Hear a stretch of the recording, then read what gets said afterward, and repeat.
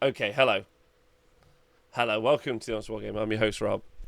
I'm going to be going through all the Age of Sigmar preview videos. We have just been discussing how Henry Cavill's PR agency was paid money before he ever started talking about Warhammer. And me and the chat are in no way think that that's affected why he started talking about Warhammer. Not at all. We did not. Instead, we believe that he legitimately just loves it. So let's go talk about the reveals from the weekend. Now, I know I'm a couple of days late. I was running a 40k event here at the TSN Arena. Had a lovely time. Great. Everyone seemed to have fun. More into it. I'm hanging out with the Twitch chat. You can see there. And this is going to be a long, rambly stream. I don't imagine that this will be quick or concise. So this is kind of what a Twitch stream seems like. So if you ever want to join us, Monday through to Friday, 11 till 1 BST, British Summer Time, then please do. We've got some legends in the chat.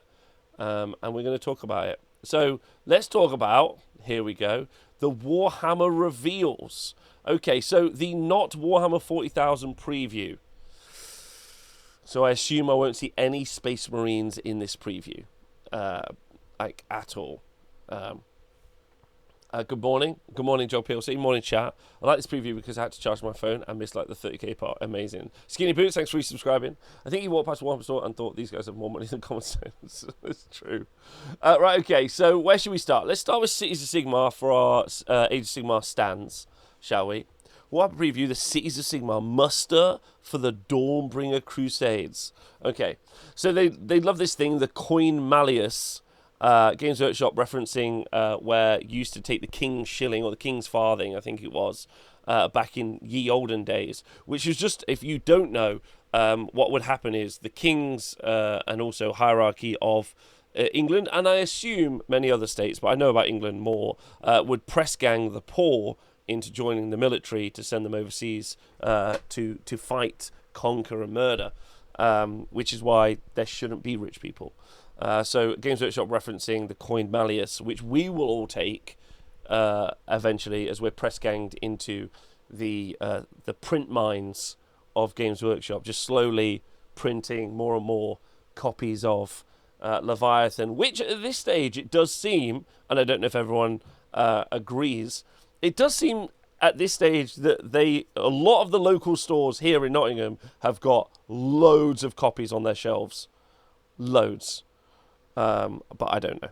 Anyway, Coin Malleus. And join the quest to reclaim the mortal realms in the name of Sigmar. This is quite interesting, because obviously this is off the back of them kind of already reclaiming the realms at the start of the Age of Sigmar, or in Edition 0, if everyone remembers. So this is like a second reclamation, which is interesting. The soldiers who defend the free cities have sharpened their blades, fastened their armour, and gathered an entire feretory of sacred relics. And they'll soon be sallying forth with a huge new army set. Thank you to Plain Old Gavin for resubscribing. Loads of love. Right, so the box features the robust core of a Castellite formation. Woohoo! Ready to unleash Sigmar's wrath on any who would stand in the way of the Dawnbringers Crusade. So let's talk about this picture for a start, because I think that's super worth doing. Because I am completely obsessed with this.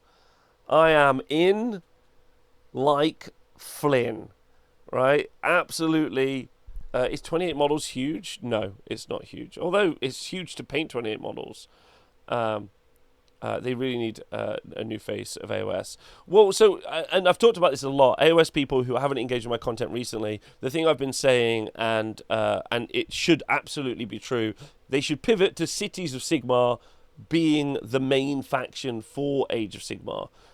They would do much better. For instance, I think we see an icon for one of the cities on here, but this could be just like your standard city, and then every single new addition or launch that you do for Age of Sigmar could just be an additional kind of like the units for that specific city. You could focus on that city. It's into politics, it's out of politics, it's in integration with its realm. That would be so good, right? You're into the Cruel Boys too, and look how that went. Yeah, but I'm not ever going to put a sub 40% win rate army on the table. I'm not an idiot. Like, I've still got all my Cruel Boys in a box, built, primed, ready to be slap chopped the moment anything approaches good. But I'm not putting down terrible. These also look like they will be pretty intense to paint. There's a lot of detail on these, and I know we're going to look at these details. These minis in detail in a minute, but let's talk about them for a moment. So in the launch box, you'll get 2 units of 10. Your core infantry, and they're pretty cool. And if you look, what's really fun is it looks like you get like an additional character who sits inside of this unit. You've got your flagman who, and I've got to say this is pretty interesting for a command group, your banner bearer also doubles up as your musician. Let's try and make this a bit bigger so you can see. So if you look, that doesn't work. Like your banner bearer doubles up as your musician, which is pretty nice. Yeah, Greg, that's his name. Right, which is pretty cool. And then your captain, your infantryman, has just got like 2 different poses, so you love that. You love to see it. And then finally, you get like some sort of like reliquary holder. So these are giving big Bretonnian vibes. And if you look, they've got the character the back right hand side next to kind of the general, also carrying a reliquary, which reminds me a lot of some of the Stormcast characters. So you've got Stormcast characters, you've got these reliquaries and kind of because this is a religious military force, not just a military force. So I think that's something that should maybe be discussed as we talk through it, which is interesting. We've got some sort of metal wizard here, who's awesome, and then we've got our 5 knights. As a launch box, I think it's fantastic. It'll have the book as well inside of it, and I'm sure it'll have some tokens. And I think that this will be hot property. Obviously, we don't know what the rules are right now, but I don't think probably ever having 40 sword and weapon guys. I also like the variety of weapons as well. It's not just that they've all got swords. Instead, they've gone for a mixed unit. They've got axes, shields, maces. They've gone for a full plethora of kind of hand weapons, and then these kind of big broad shields. And I think that they look really great. And similarly, I also think, because they're doing Bretonnia, right? Like they clearly, and we've talked about this a lot on the show. If you not listen to the Thursday show that we do, where we discuss the old world, we've talked about the internal war that's currently happening inside Games Workshop.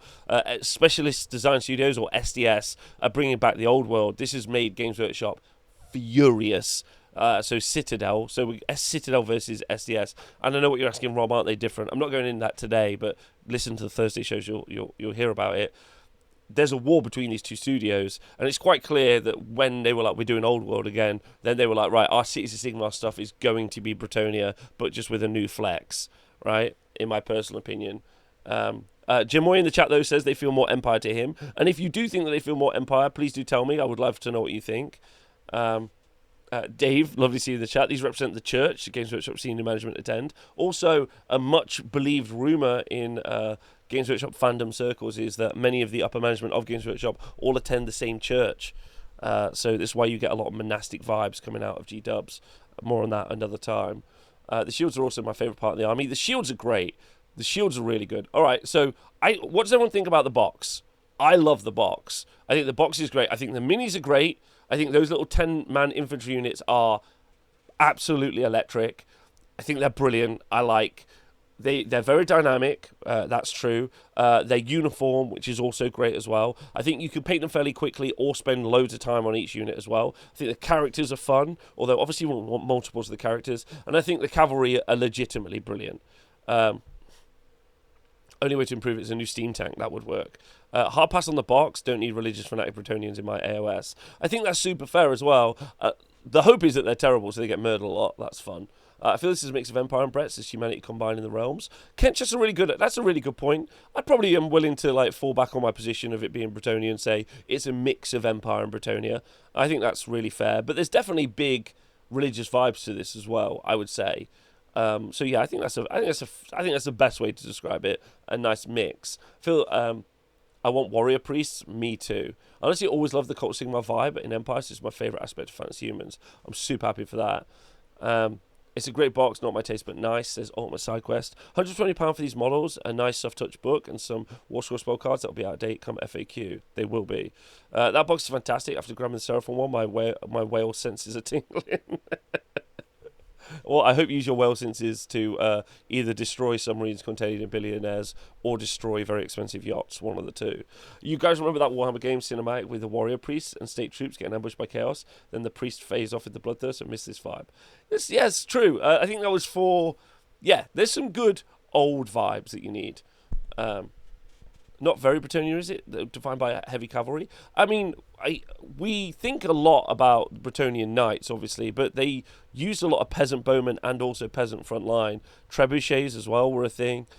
So while, like, it's the cavalry. If the cavalry weren't there, but I guess I'm really talking about the religious aspect to it, the relics and that sort of thing. Yeah, exactly. We're the peasants now. Right, okay. An experienced Freeguard Marshal leads the force. Okay. Commanding troops with years of hard-earned tactical nous, while their relic envoy, there we go, delivers important messages to the front lines. At that time, their sacred and frankly quite spooky artifact offers eerie advice and spectral scolding. Now, while I do like the idea of the little head inside the reliquary, I do like the idea of kit bashing my own reliquary. You know, just having something very weird, which makes makes players uncomfortable. Like, I'm like, this is my reliquary. I'm not sure what it is. What is with all the anime hair? It's a great question. I'm not sure. They do have anime hair. Oh, Cities of Sigma anime, like, animation confirmed. That would be great. 54 war scrolls in the book from a page snapshot, and 55 currently in the book. So one war scroll in, one war scroll out. Okay, that's amazing from Shelf Loathing. That's some great context. So there are 54 from the snapshot of the book. There are going to be 54 war scrolls, but for every unit you see, they're going to be losing a unit, which is pretty interesting. Naruto running swordsman. Kind of reminds me of Fable, kind of cartoonish. Do you think? I think the face is actually really well detailed, in my opinion. Like, especially on the reliquary chap, the Lado. I think it's quite well detailed, but I can see what you're saying. I think I mean, have we seen humans in a long time? Yeah, we've seen, like, Deralia Van Denst and stuff like that. We've seen humans recently. All heads are probably just designers copying their homework for 40k, making a difference so they don't get caught. Okay. Exaggerated detail, I think, like scrappy kid vibes. Is it in exaggerated detail? That's an interesting thought, chat. I quite liked it. I thought it seemed very viscerally real. I think the paint jobs are fantastic. I like the... he's got eyeshadow, like he hasn't slept because he's been in battle for so long. Interesting. So then there are some optional assemblies. I'm a huge fan of the sword and shield bro. I think he looks really great. But obviously, you know, I came in blasting from Always Sunny in Philadelphia. Frank, with his 2 guns, is also a good shout as well. I would quite like the idea of 3D printing a Danny DeVito head and sticking it on top of double gun bro. I think that would be really good. And very, very fun. Yeah, I think the faces are good. I think that they're trying something with the faces. I think that they're trying to be like, bro, we're a miniature company. Look at these faces. Right? I think. I don't know what anyone else thinks, but I think that that's a thing. Double Gun Bro is my fave, yeah. Like, I think that they're like saying, we're going to do humans, and we're going to make them, like, seem alive as humans. Charlie Dayhead for the Relic Bearer. Perfect. Do you feel lucky, Heretic? Okay, good. Now, I am so excited. Stick this into my veins and my eyes and get me a poster. I am livid for this. Livid. Like, livid for this. This is great. They are joined by an alchemite warforger, powerful wizard smiths from the Gold College of Shamon.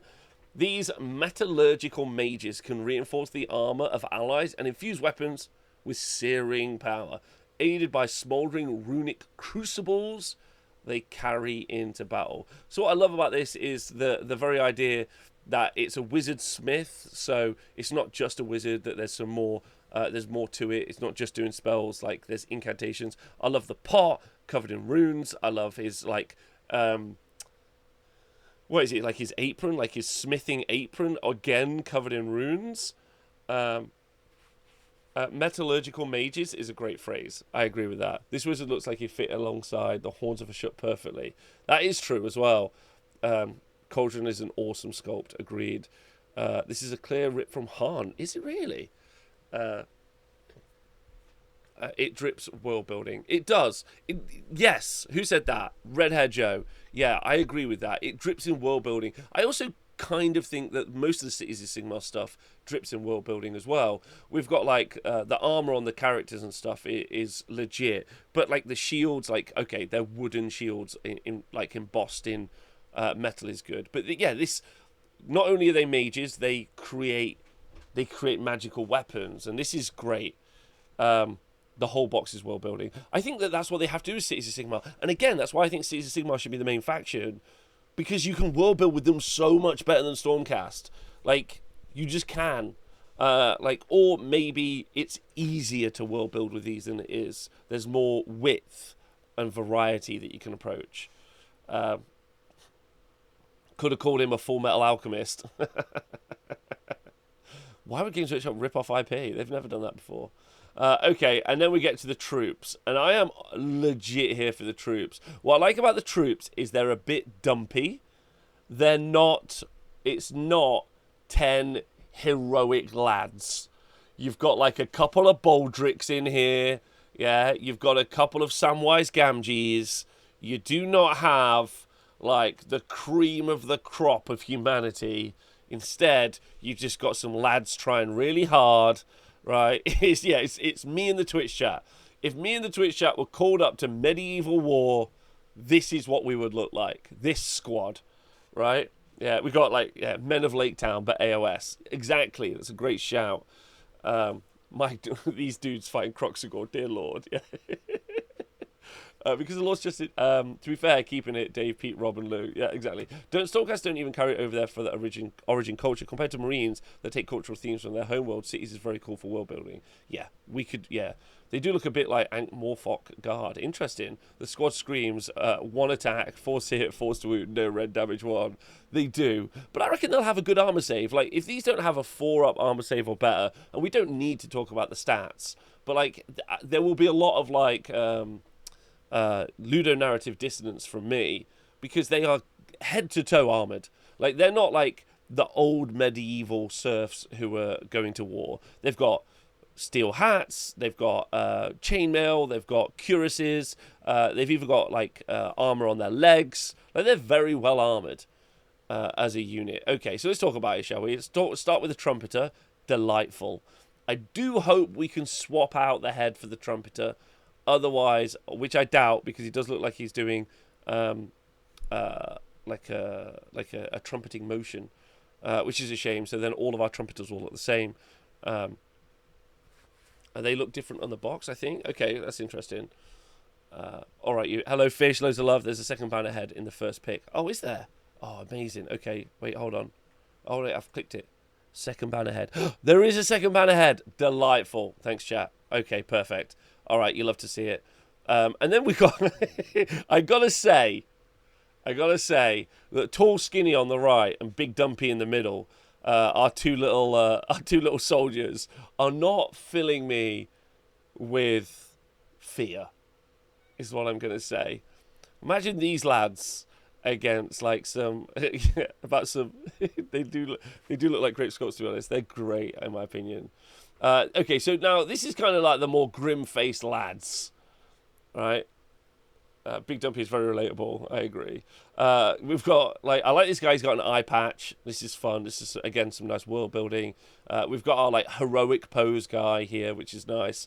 Then we've just got a couple of lads who are terrified to be at the the party, which is fun. And the paint jobs have been done really well by the Heavy Metal team. We should shout that out. And then finally. We've got, again, Tall Skinny's back, Big Dumpy Ladies in, and then we've got one of our reliquary dudes, which is, again, very cool. You love to see it. It's got big Friar Tuck vibes. I don't know why, and I mean this sincerely, everyone else has got a sword, but then this guy's like, no, just a stick with a bit of metal on. I feel like the time it would have taken to put the metal on his stick would have been the same time as just getting himself a sword or a mace. feels like he could have just got a mace. Everyone else, there's probably enough maces lying around that he didn't need a stick with some metal on it. Some of the other sculpts have spare swords. He's the coup de grace guy. Okay. Hello, it's your boy. Hello, Pershaw. Loads of love. Hello, Wookie Barber. Hello, chat. He's the captain of the Rounders team. He just had it at hand. His sword is the relic. Oh, okay. All right. Rob, it's not about efficiency. The club sends a message. You're absolutely right. To be fair, literally everything about this guy is about sending a message. Doesn't bring a shield, just brings a stick with some old broken sword in it. Yeah. Carries a couple of skulls around. Yeah, okay, I get it now. This guy sends a message, the messenger. Pretty exciting. Okay, overall, I think they're 10 out of 10. I think there's a lot of character, which is exactly what you want. They're not going like mega hero, which I'm super happy about. I don't need them to be the best of the best.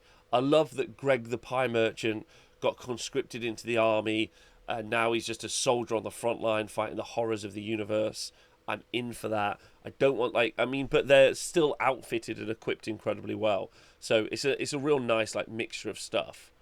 The shields have so much work done to them. Yeah, the shields are amazing. The paint job on the shields is really good, and it does look like the texture on the shields is baked into the shields, which is really nice because that'll dry brush really really nicely. Ready to paint 80 of them? I don't know, dude. It will be interesting to see what an army list like these looks like, because that will be the selling point for me. But I think I would probably like the box. I don't really tend to think those FOMO boxes are overly worth it, but I would like the book because I'd like to read the story. I already have the Harbinger's book on pre-order because I would like to read the narrative. I would like to commit to reading the narrative for this stuff, and I would like to see what world building they've done with the Cities of Sigmar. I think it's arguably probably the make or break point for Age of Sigmar narrative, in my opinion. I don't know if anyone else agrees with that, but I feel like this is the point where they can make or break building relatable stories into the game. Everything else needs to be a weird departure from what the Cities of Sigmar is, but the Cities of Sigmar stuff needs to show me competent world building. Hopefully it's better than Kragnos. Yeah, 3.0 story got pooped out, honestly. The club guy has got Sergeant Harper vibes, keeping the men in line. He has got Sergeant Harper vibes. Sharps lads. And then Frigo Cavaliers are Swift Lance, the Steelhams. Oh, they're the cavalry, so we can just talk about the cavalry, right? And we've talked about the cavalry before, we've showcased them before. I think the horses look a little bit too square, they're not organic enough. I don't think that they're overly done well, but none of it matters because the armor on the rest of it looks great. The Cavaliers themselves look really, really good. The shield guy looks great. The captain looks really good.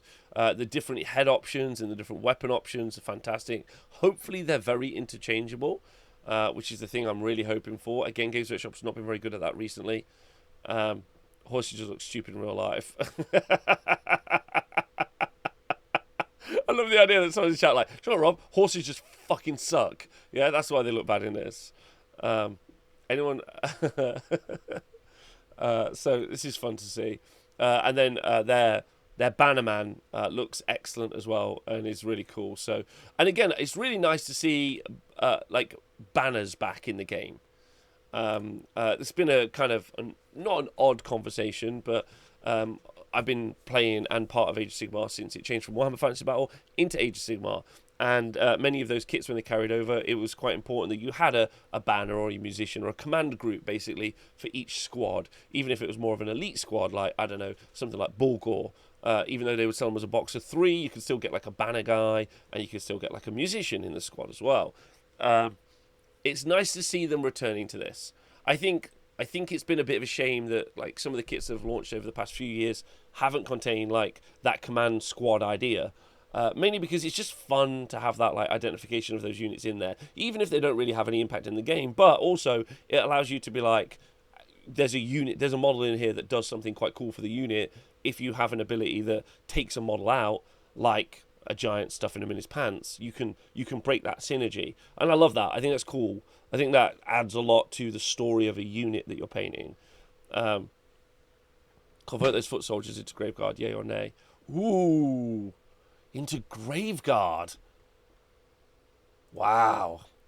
They don't have great weapons. You always build Graveguard with great weapons, and these guys have only got hand weapons, so no, I don't think so. I'm really down with bringing BSPs back, even if they don't do much. And they have the Lumineth launch had kind of like a big BSB style, very silly miniature, but was a cool flag dude in there as well. Just more flags, is what I'm saying. More flags. Okay, and then we've got some like stuff, and there's lots of people being like zooming in on this, finding out that there's like 52 war scrolls in here and some other fun stuff, which is just really exciting to see.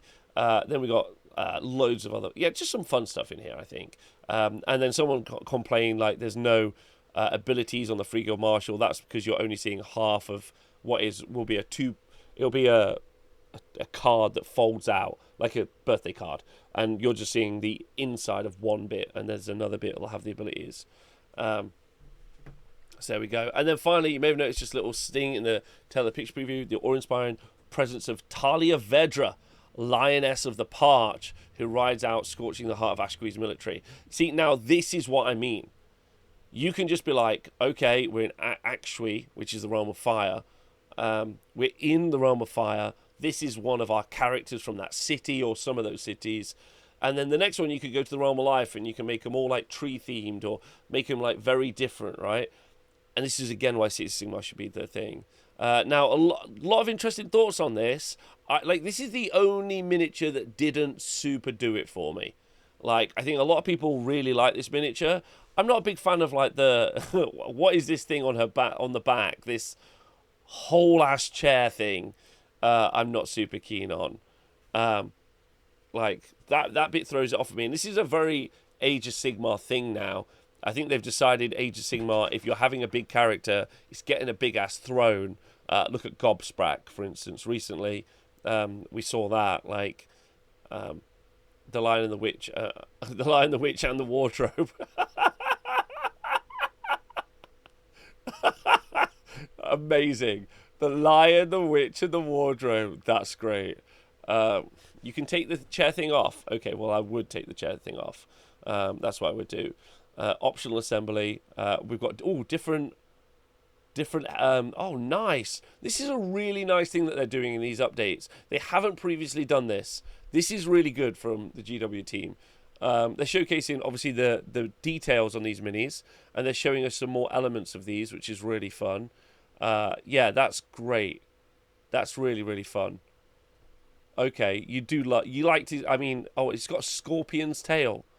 All right, that's pretty cool. That's pretty cool. The weapon options is perfect for magnets. Yes, the weapon options. I think, are they different hands? Maybe the same hands. Because I don't think it's the same haft on the weapon. It's not. It's not the same haft. So hopefully it just connects, like at the arm or something. I don't love the colour scheme for the wings, but the fun mini overall. I love the contrast of regular dudes and wild Sigmar high fantasy world. It's what Sigmar does really well, I think, in many ways. Let's read some stuff about her. As pragmatic as she is passionate, Talia understands that more than oaths and parades, her troops need food in their bellies and boots on their feet. It's all about the logistics core. It's an attitude that inspired fierce loyalty in the rank and file and forced the Stormcast allies to tacitly overlook the First Marshal's thinly veiled disdain for Azerite busybodies. Yes, she hates Stormcast. Let's go. Hammerhall's Lioness wields enchanted weapons taken from high-ranking traitors she and her allies exposed and slew in her own rise to power. The fiery sword, Parch Tongue, taken from Archmage Xantaphaloria, the great axe justice, wrested from the so-called Bloody Duke. The heavy mace Warmaker, claimed from the corrupt treasure Venalius, and the Hammer of Zeal, a trophy from the ex-pontifex of the cults of Umbergon. And if all else fails, Infadanine's Leonine Jaws and Scorpion Stinger can get the work done. Jesus Christ, these names. We'll have more information on Dawnbringer Crusades and Cities of Sigmar and Warhammer community in the future, in the coming months. So it does look like this is a few months away from release. That's a whole bunch of cursed weapons, yeah. Yeah, so she's the quartermaster who's a bit of a thief on Manticore. Enchanted weapon. I feel rend 1 damage D3 coming in. Yeah, yeah, yeah. Probably. Which is interesting. I do like that little bit of backstory though. And do you know what? Again, something I've criticised them for a lot.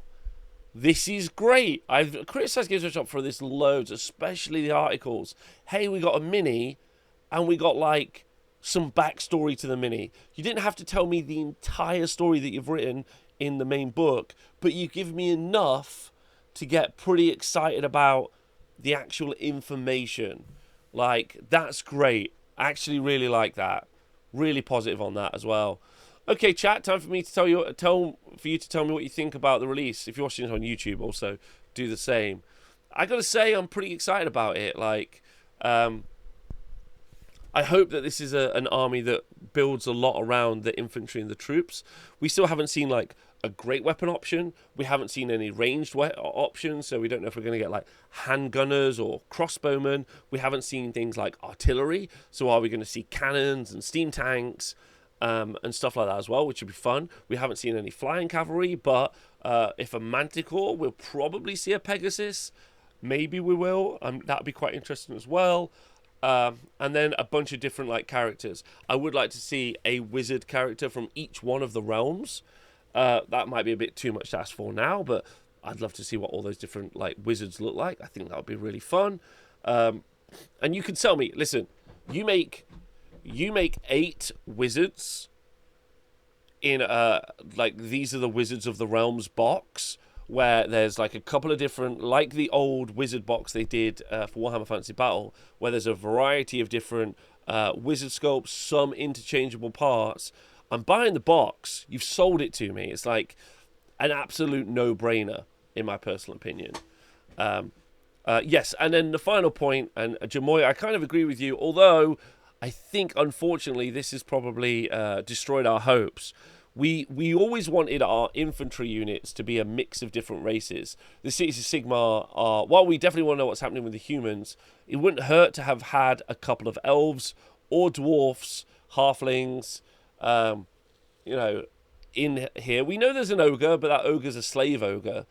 It would be fun to see some different races in the main kits. It's a bit of a shame that that's not there. If the new models are competitive ones, then great. But if they all get painted and I have a wheel out 20-year-old sculpts to play a game, they'll know. Yes, that's interesting. Depends. I already use Bretonians to convert my cities. I love the kits, but kit bashing to fit my current theme will determine. Rob, only the realm of beasts exists. It does feel that way. That's true. Low-key love the wizard box. It's cool. I agree. Someone says we need more muskets. Give each realm a college of wizards. I kind of agree with that as well. All right, fun. I think a bit of a winner. Like, we've seen mostly, and also I think someone earlier on said we've seen most of these sculpts before. So as a preview, I mean, Games Workshop are bad at previews. Like, if you want my quick TLDR, Games Workshop are bad at previews. They overpromise and underdeliver every time. But this is an exciting release, in my personal opinion. Hey, Painted Orcs. Hey, chat. Okay, good. Cities of Sigmar. All right. So then what was next? Okay, so Warhammer Horus Heresy, the Knight Acheron and Knight Castigator in plastic. Does this mean that they then get rules in 40k? Either way, just great kits, great sculpts, and fun that they're going in plastic. End. End review. They have rules in 40k. All right, perfect. All right, Warcry. Ooh. Okay, so Warcry, I play Warcry a bit. Warcry is a legit game. I would say Warcry is a really, really good game for people who just have like a Friday night. If someone would say to me, hey Rob, me and my family want to play some miniature games, but like what do I do? Then I say just buy some Warcry, bro. Like, that seems really easy. They're all pretty different and weird. Like, the rules are super easy. You can learn it in an afternoon, play in an evening, and then you could just play forever. It doesn't really change. The rules are broad enough and not intense enough that you could just fudge stuff and you don't really know what's happening. It's fine. So just do that. So that's good. knew this was coming because someone got it on eBay. Yeah, now we did see this already, right? But we got these two different warbands. So we got a Cruel Boys warband. So the monster killers are cruel boys who hunt and kill. So this will be a FOMO box between two different factions, right? And it's Cruel Boys versus Stormcast, which we did see leaked previously. Monster killers are cruel boys who hunt, kill, and capture the most formidable monsters in the mortal realms in order to stock the stables of the Beastbreaker tribe with vicious war beasts. Any pets that don't survive the brutal taming process become stylish pets and trophies instead. Who says Uruks don't recycle? So this adds a really nice bit to Uruk back lore, in my opinion.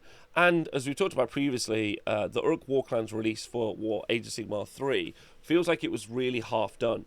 If we take something like Sisters of... the Adeptus Sororitas, so the 40k faction, they had like a multiple wave release, as did obviously also the Lumineth had a multiple wave release. It was quite clear that they only gave us a little bit of their fleshed out Cruel Boys faction.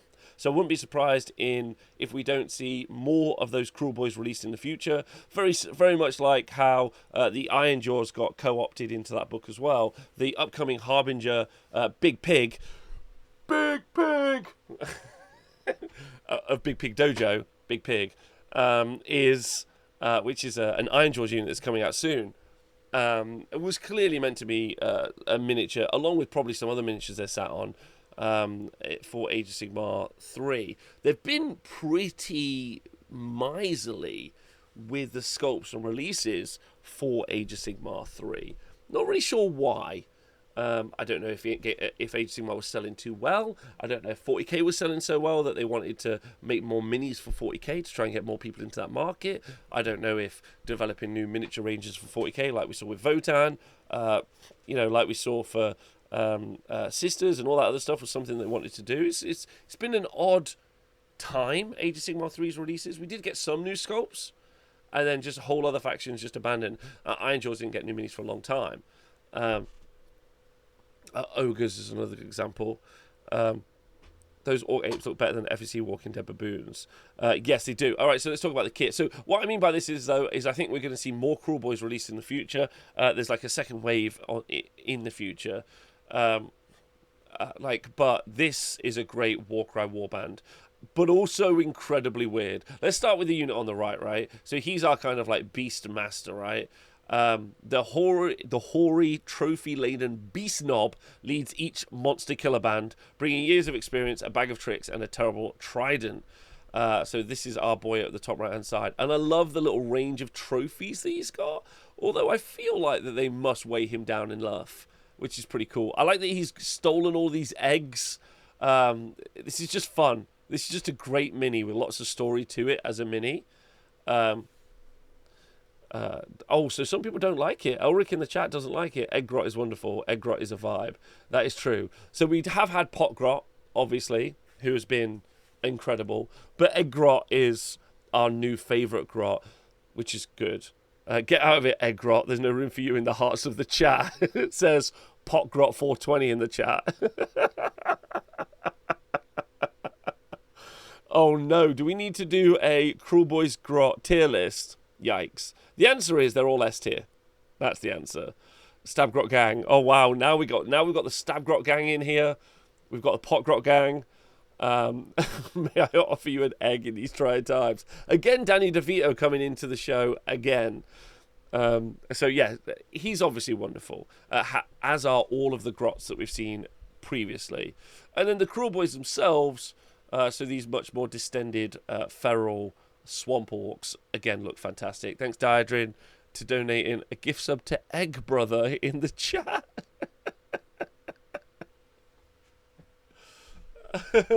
I'd be all over this if anyone played Warcry or if I had a Cruel Boys army to put in it. Yeah. The thing about Warcry is I don't think it's overly played, although if anyone in the chat is like, nah, everyone plays Warcry at my club, or anyone who's watching YouTube videos like, nah, everyone plays it, I'd love to hear what they say, what you all say. Anyway, it looks pretty rad. As a unit, and they're all good. The baboons. Okay, the baboons. We've got to talk about this. So, as we know, in actual real world, monkeys and apes are considered to be, by all scientists, to be in what we call the Stone Age, which is quite interesting. I don't know if there's like a if there's a monkey lover or an ape lover in the miniatures department. We obviously already know there's a horse fetishist in the GW department, and it kind of makes sense if we've got a furry horse fetish guy already, and we know that there's a scaly in the sculpting department as well, because of the bulge that's on the Croxigor, and also the Saurus. But I'm not sure if the furry's going to push it over to being into baboons.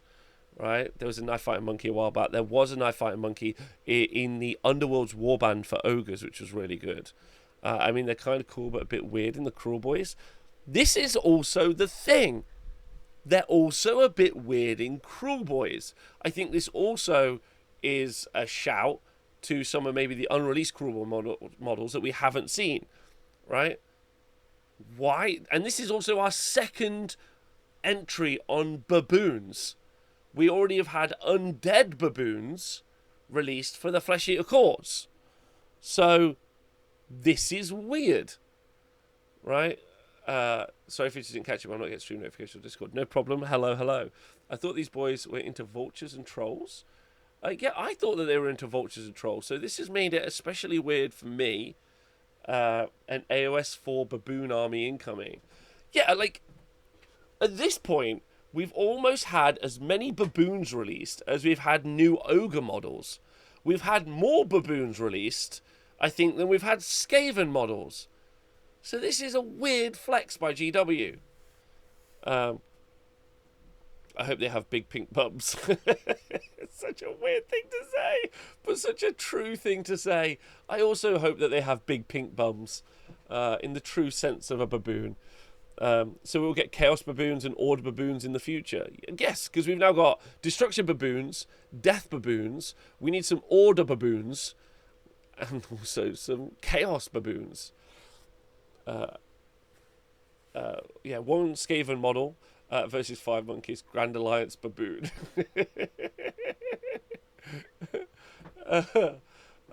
Anyway, right, okay. A Hori's Trophy. Okay, so such plans rely on Cruel Boys' love of traps and duplicitous tactics as they kick off a cunning diversion while disposable Clutcher Grots. What the hell is a Clutcher Grot? Oh my god, what is that? Egg Grot? Shut up, Clutcher Grot. Or tamed Gnarlwood Howlers. They're called Howlers, is what they are. Clamber into a nest and fish out an eggy treasure. The rambunctious Baller Boys, I love that they're egg themed, are particularly well versed at drawing attention, slamming out uneven beasts and hollering a mix of... Okay. Egg themed guys are great. Okay. Egg Grot. Yeah. Egg Grot's PR team is shit. Yeah, okay. It's it's Egg Grot and there's no questions. Okay. I'm going to do a Twitter poll later for which is the best grot. Okay. Winged monkeys. And the answer is it's all the grots. Little egg boys. Okay, so then we've got... Okay. We've got the orcs. They seem good. We've got the... the baboons are so weird. It's such a weird time. Okay, and then next slices use these distractions to beset foes. They're beast killer harpoons. Bone shackers and smashers, these massive weapons are meant for crippling prize monsters, but the ruthless Uruks have no compunction about turning them on weaker opponents with deadly results. As well as taking part in the shadowed skirmishes in Elwood, these Uruks are usable in the Uruk Warclan's army. In Warhammer Age of Sigmar, the Ravening Ruins has lots more in store for fans of Warcry in the coming months, so keep an eye. Okay. Alright. So it's just a Warcry box, ultimately. It's 2 new cool kits, like mixed arm kits that you can put inside your Warhammer Age of Sigmar armies. And when we do get the War Scrolls for them, sometimes they're great, like we've seen with the Skirgan True Blades, and sometimes they're not great. So, it's still allowed to see Twitter. I mean, if I'm only going to do 600 things on Twitter today, one of them is a poll about which is the best grot. That's the right one. Have we seen the other half of the league? The other half of the league... Oh, have they not showcased it? Yeah, the other half is Stormcast. Yikes. At this stage, I'm calling Stormcast yikes. And I don't care who says it. It's standalone. No, it's not, isn't it? Right, okay. So next up, Old World. Me and the Old World crew obviously going to be pouring over all of the new Old World details, which is going to be really fun. I'm excited to see this. Right, not long ago, we showed off 2 new miniatures coming into so it's going to be a massive preview, I assume. Coming to new miniatures, Warhammer the Old World, a Tomb King from Nekahara, and a Bretonnian Paladin. As we get close to the release of the game, another all-new miniature rides out a glorious panoply of war. So we currently think that the release date for Old World is November. Okay. The Battle Standard Bearer is a fulcrum of any Bretonnian army, which is fun. We've been talking, it seems we're very pro-flag on the Honest Wargamer. His resplendent banner is a symbol of his chivalrous realm.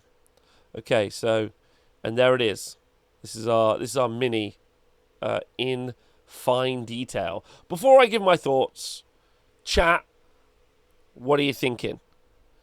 Yeah, and also he's in resin. I think that's kind of the big thing to talk about. Okay, Warhammer Rob in the chat thinks that this is not exciting. He calls this boring. At least he's on a horse. I mean, he's on a horse. This is really important. We've actually got a Bretonnian model on a horse versus on foot, which is a weird flex. All legs and head, where is body? Interesting. Like, let's see Skaven, boring. I feel they're really holding back on the design so it fits with the Jurassic minis. Okay, now Diadrin has put that in the same flex that I'm going to put this as. I would say that this, especially comparing this to Cities of Sigmar, which, don't forget, the marketing department work for Games Workshop and do not work for specialist design studios. So I feel like that these were released at the same time to really like downplay the Bretonnians and uplift the Cities of Sigmar stuff. That war internally still continuing. But because they are releasing all of the old minis in addition, what we haven't seen is new Bretonnians. What we're seeing is new Bretonnians in the style of old Bretonnians. Sure, there's some like little quality of life improvements, but it is very, very plain. And I think obviously that's by intent. This is the same company. This is the same department that make all of our Necromunda miniatures. So they have the capacity to be very ostentatious if they want to be. But it's old stuff made to fit in. So it's new stuff made to fit in with the old stuff, not we're re-envisioning the range. So that's really going to like inform what we think is going to happen in the future with Old World, right? No new old Bretonnians it's new old Bretonnians in new old way. Remember in the AOS reveals our Warhammer World, they straight up used Cities of Sigmar Knights to shit on the Old World model. So funny to see this and Cities and Knights at the same time. Absolutely, they did that little burn level. I agree. Datcom says I've already got Metal BSB, Brett BSB, and the third print options for them are so much better. I agree with that as well. I personally am very disappointed in it as a mini, although I think it's a well done mini and it's well painted, and I think it's and I mean, can we talk about this as a photography shot for a minute? The crown, the display phoenix piece, the heraldry on top of his helmet, almost perfectly fitting in with the design on the flag is pretty dope as a photo. That's a cinematic miniature right there, which is pretty cool. Smart design decisions for Old World, I think. I'm not buying into it, but this is the way to go. Yeah, I think that's interesting. A second Bretonnian model, that's as many Fire Slayers for AOS in 3.5 editions. That's super true. This will also be £38 plus. That's also like a negative as well, right? I mean, I guess the question I ask to the chat and also people watching this back as a video is, what do you want like from miniatures in many ways? Like, do you want to see them pushing the scope of their ability to produce a miniature? You know, like, do you want it to be, like, covered in detail? Like, it's quite interesting what you all want. I think there'll be lots of people who'll be like, oh, this is cool. I'm going to get to flesh out my old Bretonnian army or have the Bretonnian army of my dreams from when I was a kid without having to lean into a new aesthetic. We have just talked about the new Cities of Sigmar models, but I don't know if those Cities of Sigmar models really are sellable to old Empire players of old, or if they're like, yeah, I love what you've done with Empire, because that's what they effectively are, the Cities of Sigmar. I love what you've done with the Empire in the old world and how you've re-envisioned it. And I guess that's what Age of Sigmar is. Age of Sigmar is the re-envisioning of the old world and fantasy, because the old world is just traditional fantasy. So Age of Sigmar is the re-envisioning of it. And so I guess it makes sense that the old world have decided that they're going to be like, no, we are going to be literally what you know as the old world. I was listed as resident. I'm not worried about the new models for old world, as there are plenty of options out there. I just want new rules. Super fair. Not enough negative space. There's loads of negative space on this, can I get? Yeah, Brett Armies of Dreams, once you straightened it and filled the holes, yeah. I want more detail but less fringe, easy to paint, sharper details, but not a million items slapped onto a model to make it overly intricate, like the new City Sigmar are painful to see because of this. Interesting. City Sigmar has really felt like Warhammer Fantasy Battle holdovers. The time we've signified new City Sigmar. Like old world makes sense. It does. Because they do depart from each other quite well. I guess that's the real question, though. Like, yeah, like, there are some really, really good 3D sculpts of newer, more, like, dynamic and, I don't want to say interesting because I feel that's unfair, but definitely, like, very different and more modern quality sculpts. This is very interesting, I would say. Kind of disappointed, was looking forward to Bretonnia release, and I think this feels just phoned in a bit. Interesting. Okay, let's go look at the details on the mini a little bit. And again, it's just very simple and very plain and very true to what it is. Which, they didn't say that they were like, we're going to re-envision the old world. They were like, we're going to redo the old world.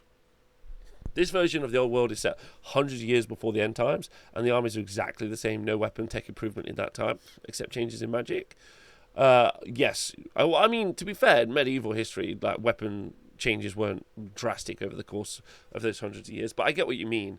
And also, there was a pretty apocalyptic war at the end of the timeline for the old world that we're on. Isn't it going to be? It's the it's the Battle of Prague, right? So we're like BBP is what we are. So all time will be like, this is 200 years before the Battle of Prague. The War of Chaos. The Battle of Prague is the War of Chaos, yeah, that's where it starts. I don't know how much black powder there'll be in the old world. I don't think there should be much, although the dwarfs did give them some. I feel like the new range cities and minis is being released in order to free up the old Empire minis for the old world release. Interesting. Okay. All right. So I think generally people feel a little bit disappointed, but I think maybe the hype train still continues. And also, if you played, I think that these look similar enough to the miniatures that you would find in Warhammer Total War as well. But we'll see. We'll see. Interesting. I'd love to know what everyone's thoughts are. I just still not over the fact they just put Prague in the old world, like Prague. Yeah. Black Powder was new during Warhammer, which takes place after this, I think. Okay. All right. It's interesting. Okay. And then let's go on. I think this is a bit of like still not enough information, to be honest, to go through. And then let's go look at. Ooh, hold on. We've got one more. I think we've got one more bit to do. Let's see. I think there was something else announced. So, yes, the Legion Imperialis. Okay. So we've had Skytanicus. Okay. We've had Titanicus. Titanicus is the vehicles. Skytanicus was the planes. And now we've got Guytanicus. Little dudes. Okay. Right, so let's read through it. That's interesting. The Horus Heresy is a civil war setting in the galaxy of flame, a titanic conflict splitting the Imperium in two and pitting the might of the entire Legion Astartes, Solar Auxiliary Knight Households and Titan Legions against one another. It will create some of the biggest battles to have ever wrought the grim darkness of the far future. And the vast clashes are almost impossible to properly replicate using miniatures from the Warhammer the Horus Heresy Age of Darkness range. It's now time to fight these battles on a new scale. Okay. As these vast clashes are almost impossible to properly replicate using miniatures from Warhammer the Horus Heresy Age of Darkness range. That's pretty bold to be like, hey, you know how you've all been buying the Horus Heresy stuff for several years? And even last year, we relaunched the Horus Heresy. It's actually not good enough to replicate the Horus Heresy books, which we also sold you. So, yeah, our bad, I guess. But still buy those. Still buy those if you could. That'd be dope. But also buy these. Because that one's not good enough. But this one is a bold marketing strategy. Anyway, this is interesting. Much like Blood Bowl community have been supporting Epic for years since it was abandoned by Games Workshop. The community have been creating the minis for this for years. I'm going to talk about that in a bit, but yeah, 100%. Warhammer: The Horus Heresy Legion Imperialis is an all-new game set at the time of the Horus Heresy. While your standard 3,000 point battle of large scale Age of Darkness constitutes a slice of a larger engagement, Legions Imperialis is that battle in full. With dozens of tanks and hundreds of tiny infantry. It doesn't say tiny, I'm just throwing that in there. Striving for supremacy and advancing to battle between the legs of knights and titans. The battle is a new scale. The game deploys in August with a huge... Wow, that is soon. Holy shit. With a huge core set containing massive collections of exquisite, epic scale miniatures alongside a rulebook, dice tokens, templates, measuring sticks. Okay. Warhammer has previously made several games in epic scale, this is what it's called apparently, and will be taking a look down memory lane later this month, and new game system is based on the new best bits of previous incarnations of those epic scale games. A lot of people are probably going to be asking, why is this set in the Horus Heresy and not 40k? Again, I'll refer you to my earlier conversation about the war between Specialist Design Studios and Games Workshop. Games Workshop would not let them hit up an epic 40k. Because they're like, that's our bag, man. Specialist Design Studios, you're not allowed any of that 40k money. Yeah, you can just stick with your 30k nerd gang. So that's probably exactly why it was. It was literally, they were like, we want to do epic, and they were like, no, you can't. And they were like, cool, we'll do Horus Heresy epic. We can do this, which makes a load of sense, right? Right, like, but I mean, it doesn't make sense as an observer and as a customer, but it makes sense based on the information that we know ahead of time, right? So we'll have more of that as we approach release. There are a whopping 223 miniatures in the box, split between Space Marines, Solar Auxiliary, and Titans. That's 106 Space Marine infantry and walkers, 5 Space Marine tanks, 104 Auxiliary infantry walkers, 6 Solar Auxiliary tanks, and 2 Warhound Titans with brand new plastic weapon options. They are never getting painted. Like, all they are, and they're going to look shit. Like, it's first I was sworn, but like, I'm going for it. I really hope we can just get one last aeronautical box with Chaos Planes just before they squire it. I printed the Marine half yesterday, but Death Guard themed. It cost £2.70. Right. Okay, Diadrin, send me a link to like some files that are somewhere on the internet, please, so I can showcase this to people. Right? Okay. Let's talk about this. All of this has already been something that's happened already. Epic, like on epic scale minis, have been something that have already been done by the independent community for a long time. There have been rules and there have been minis, right?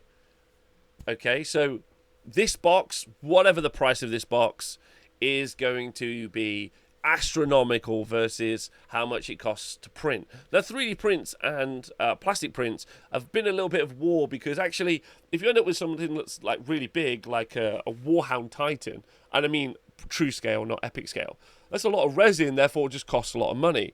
But if you're doing infantry, and especially if you're doing tiny infantry, you're talking that costs pennies. Also, what's quite interesting is the fidelity of some of the new 3D printers.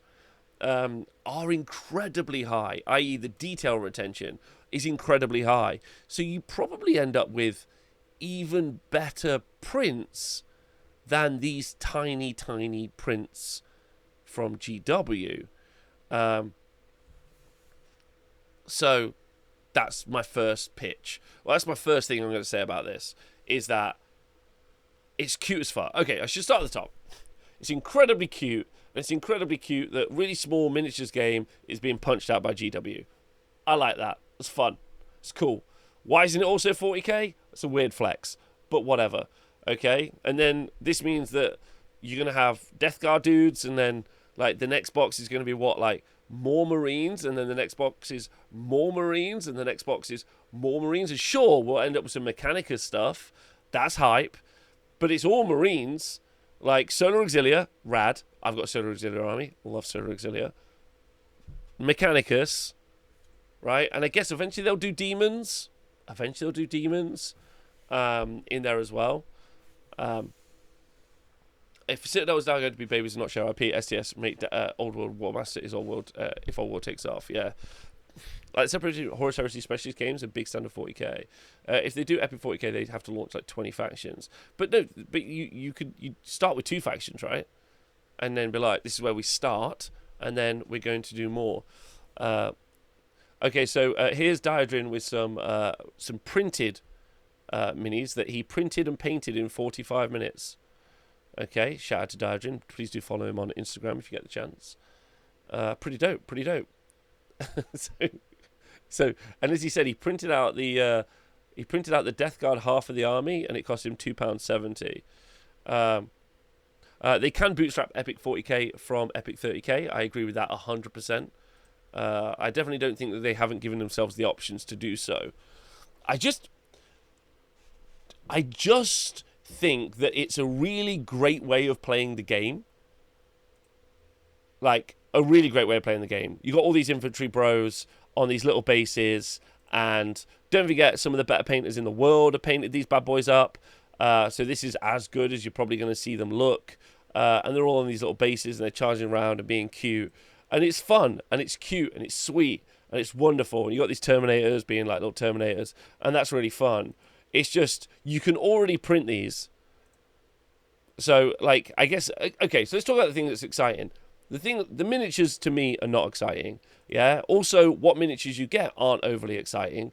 Mainly because, like, they're incredibly plain, like you see with this Dreadnought, or the things like the Sikaran. Yeah, they're just pretty plain minis ultimately, and they're also dead small. And then the Solar Auxilia are fun, but I mean, some of the Solar Auxilia look, like, close up look awful, like as in I wouldn't get it. And also, I'm not a great miniature painter, so this actually is more intimidating to me than an actual full-scale miniature, to be honest. Like, that's my personal feelings, right? And so, like, and I love the scaled-up version of these Ogrins, by the way. They're actually super cool. I love all the diving bell themes. They look great. But ultimately, I think I'm actually quite excited about the concept of the game and not excited about picking up the minis. So I love the idea of, like, a large-scale game, but that's also, like, it's also kind of weird, right? Like, you have to be a kind of okay painter to make them look good, but they're small, and you've got a lot to do. And I know Warhammer collectors, they won't do that. That's loads to do. Painting smaller minis are actually easier to paint. Okay, easier if anything. Okay, so because we're painting them shit. That's the idea, right? Like, our idea is that we're painting them pretty crap because we don't care, because they're small and you won't see them, right? There were rumours that this was Joe Johnson's swan song. Titanic is the shit, so I'm willing to put money on the game will be good. Interesting. The main reason of the excitement is that it has the potential to bring a load of new players to this scale. Okay, that's interesting, because details aren't that necessary. Okay. Snapshot works well. Dry brushing at this scale does make it easy. That's why all the old guys play 6mm historical. Interesting. They're easy to make look okay. Just don't need to look at them with a magnifying glass. So, okay, all right. I like listening to you guys in the chat. That's fun. If we could all just say hello to Louise. Hi. I really like these miniatures. Okay, great. Okay, great. I can't wait for you to paint 3. No, because Epic you can paint loads. Okay. Will you paint loads or 3? I'll paint loads. Okay, excited to know. I know, it's exciting. Okay, just can't wait to see. I'm excited. I just think this is a challenge. But, like, if we're okay with painting them badly, then I think I'm on board with the idea of trying to play the game. Just get them slap chop, just get them on the board, get them done, and then just not look at it at scale.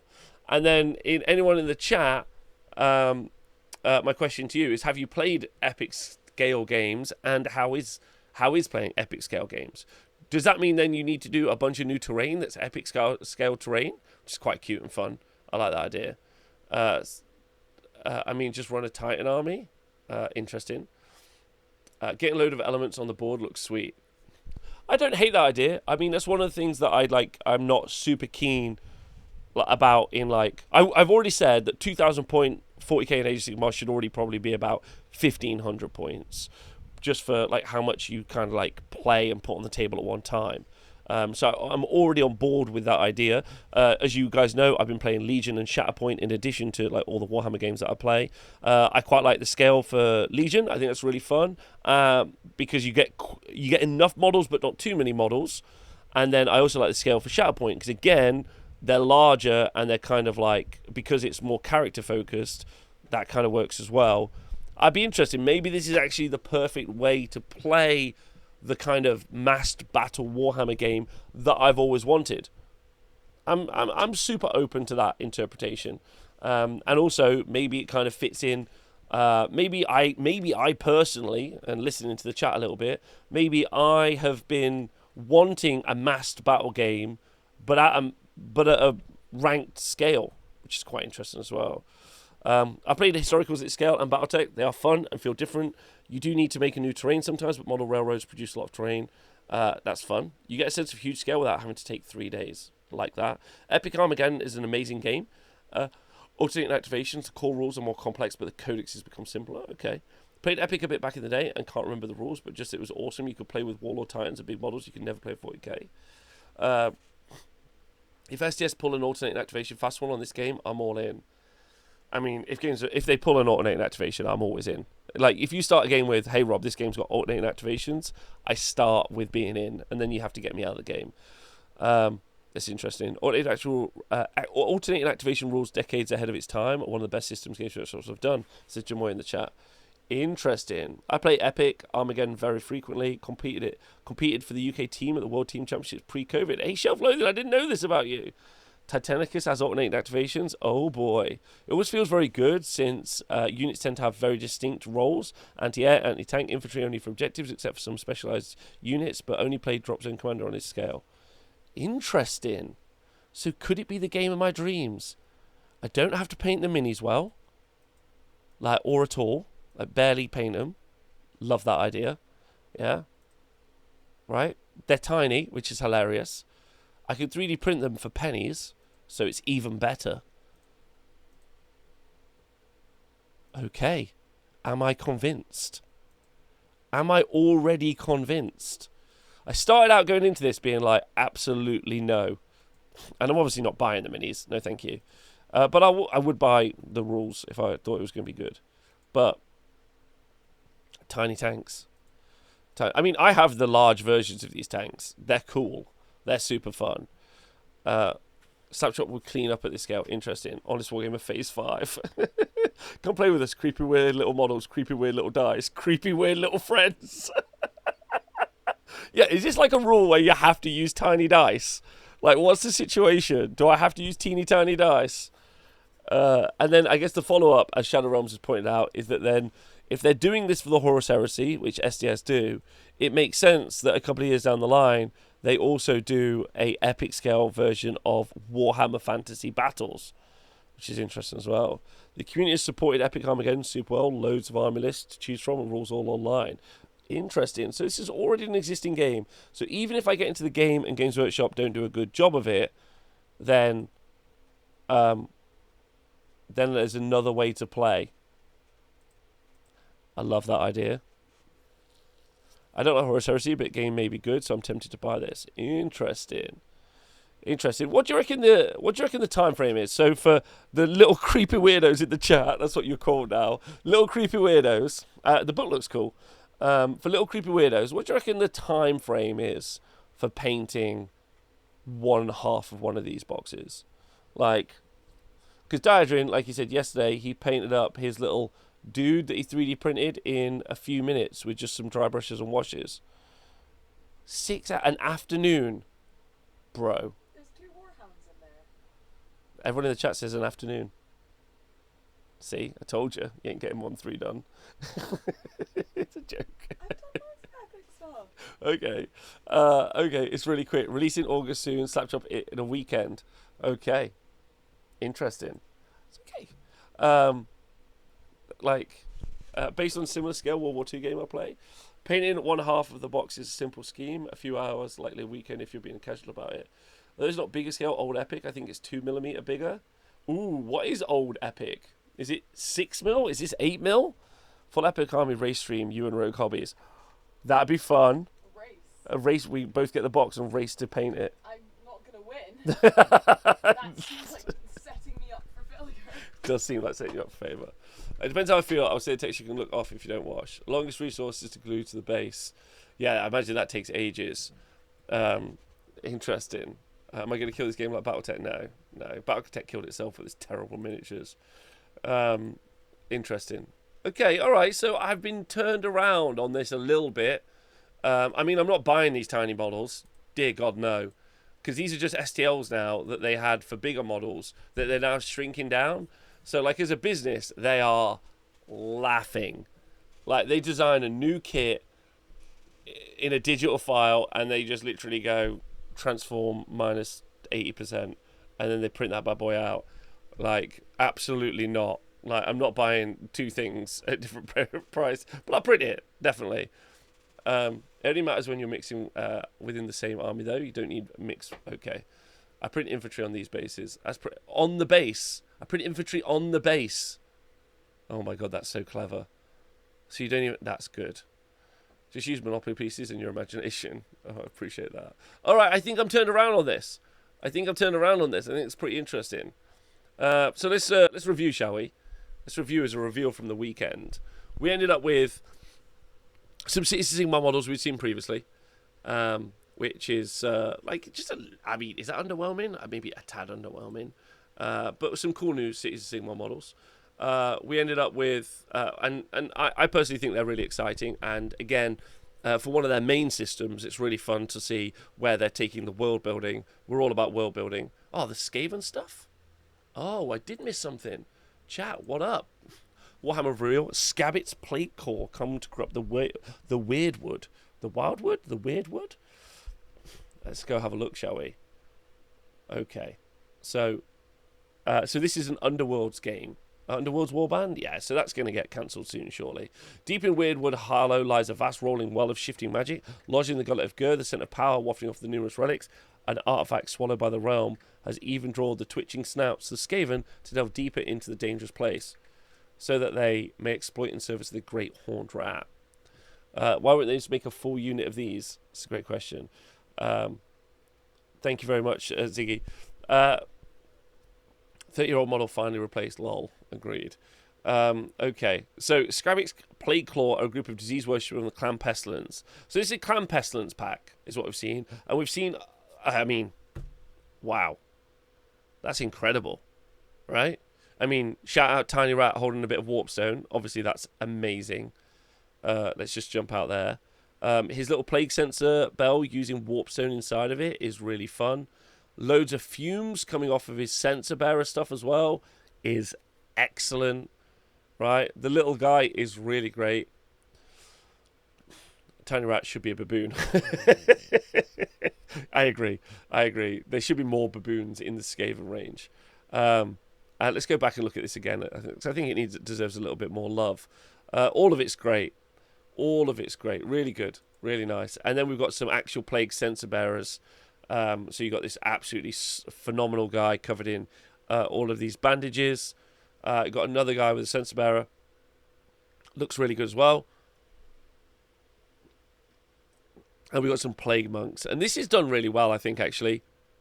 I like they're quite cartoony, though. They're not, like, grim dark, I would say. Maybe they just have done the rats too well and they look very cute. I don't know. But they definitely aren't, like, ultra diseased. I mean, the eyes are a bit swollen. There's some pimples and stuff. Maybe it's the cloaks. But they look very cool. I'm trying to work out if I find them cutesy. Maybe they are cutesy. Grimdark is just drowning them in streak and crime. Yeah, that's true. Maybe it's the paint job that's lightening them up. Although they have done a job. If you look, bottom of the cloaks are all grimmed up and stuff. I'm not sure if it's the paint or the model that makes them a bit cartoonish.